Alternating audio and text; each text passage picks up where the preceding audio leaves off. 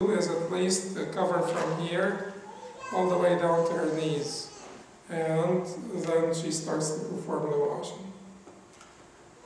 And so covering the nakedness is quite important. And then certainly part of this also is that you will not be touching any part of this with your bare hands. It will be either something wrapped around your hand, like a washcloth wrapped around your hand, or in our time we can use gloves. So you can either use gloves or you can wrap a washcloth around your hand. If you use gloves, you would need to have like a washcloth also, because that cleans better. It's not like you will need, like you will have to, but it is preferred that you have a washcloth because that will be better for cleaning. But as I said, can you give me the book?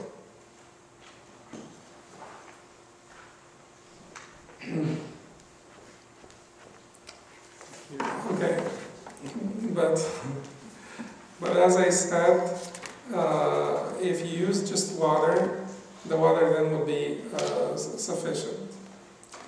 Okay. Then he says his abdomen should be squeezed gently.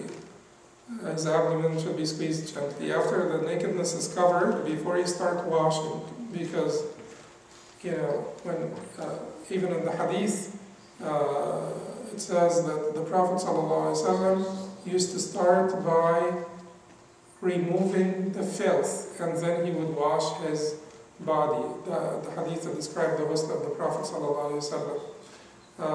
So in this case, you want to remove all filth, which is istinja, tastanji al-mayyit, or tunji al-mayyit, tunji al-mayyit min al-adha,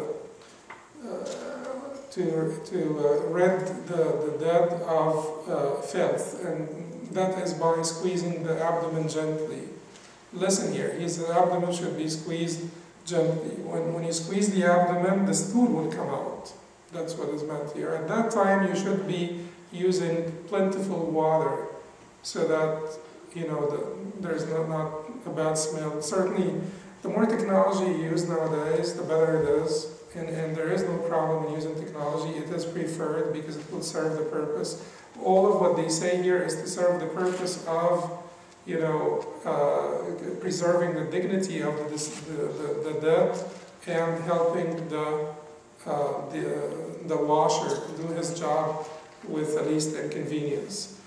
And you will find that this is quite obvious in what they state here. So the modern technology, you can use those tables that have holes and things of that nature. You can use those spray machines and or spray guns that do the washing. But it certainly should not be too forceful, because if you remember what he said that you should squeeze the abdomen gently. You should squeeze the abdomen gently, and gently here is because the Prophet ﷺ said in a hadith that is reported authentically, كَسْرُ عَظْمِ الْمَيِّتْ كَكَسْرِهِ حَيَّ. Breaking the bone of the dead is like breaking the bone of the living. The dead has to be treated with respect and with gentleness, like as if you're washing someone who's living. And that is certainly something that is not done in commercial places, where it's just about cleaning. It is not just about cleaning. There is part of it, a big part of it is ritual here. It is a show of respect for the dead and the process of death, and this whole transition from this life to the hereafter. It is to ingrain in us that this is not the end. It is to ingrain in us that this is the beginning of a new stage, and the beginning of a more important stage. Otherwise, for people who don't really, count much on the hereafter, they don't really need to worry about any of this. If someone dies and this life is it for them, just put them in the ground and that's it. Bury them and that's it. But for us Muslims, this is the beginning of a new stage, and this whole process is a reminder for us that this is not the end, this is the beginning of a new stage. And then he says, ثُمَّ يَلُفُّ عَلَى يَدِهِ خِرْقَ فَيُنْجِيهِ بِهَا. The washer should wrap his hand with a cloth and wash his private areas. The washing of private areas is just like someone washing his own private areas after defecation or urination. It's just to clean that area. ثُمَّ يُوَضِّئُهُ. And then he should make wudu for him. As I said, the washcloth, you should probably use the washcloth when you wash the entire body.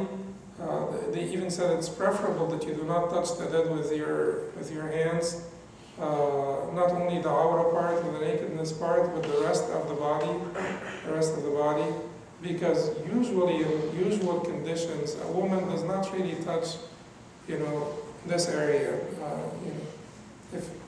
Or you, as a man, do not necessarily touch a man's chest, a man's bare chest. So you should treat them like you're treating someone who is alive. But that is not mandatory. The important part is that you do not touch the nakedness with your bare hands. Okay, so we said that he makes the person covered, the body covered, and then he does istinja for them, yunjihi, or does istinja for them, and after squeezing to get rid of the stool inside, and then he says, ثُمَّ يُوَضِّئُهُ, make wudu for him. Make wudu for him because when the Prophet ﷺ asked them to, or requested of them to wash his daughter Zainab, may Allah be pleased with her, he said, ابدأنا بما يمنها وأعضاء الوضوء منها. Start with her right side and with the parts that are washed in wudu. Start with her right side and the parts that are washed in wudu. So that is what one should do. One should start with wudu. Like the ghusl of the living. When you make ghusl when you make ghusl for yourself, you do start with wudu.